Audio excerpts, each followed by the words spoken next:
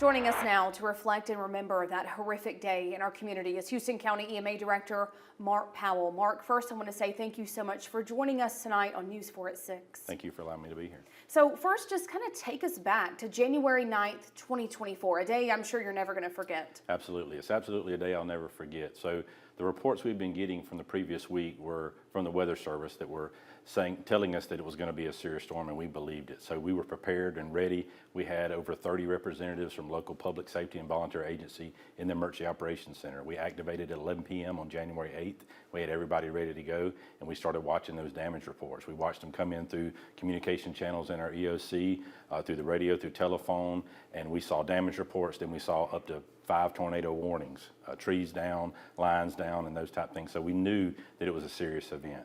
So, and then the last tornado and tornado warning were around 8 a.m., which resulted in the loss of life of a Lovetown resident. So that was something that I'll really never forget. Prior to taking this job, I was a firefighter for 22 years, and I've been to thousands of scenes. But to watch the radar and know what the Cottonwood community was going through and be in Dothan in a secure building was a humbling feeling. It was a terrible feeling and really a sobering feeling to think back at now a year later. Yeah, and you said that, I mean, that room was just jam-packed with you and your team. How did that make you feel, just seeing those models in real time and just knowing what Cottonwood specifically was going through? Yeah, so I believe there were up to 10 tornadoes all the way from the coast. So we had 5 that was in Houston County.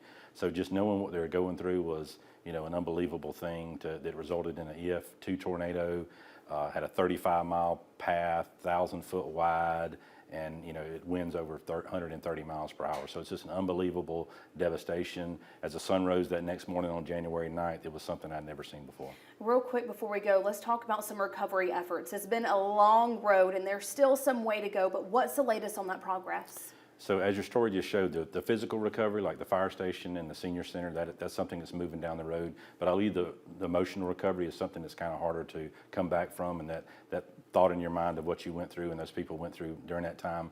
But something I realized after that event is the Cottonwood community in that area and Houston County really came together, and that was a good example of how a team can pull off a successful operation. Absolutely. Cottonwood strong, that's for sure. Mark, thank you so much for joining us tonight for News 4 at 6 and for all you do. Thank you.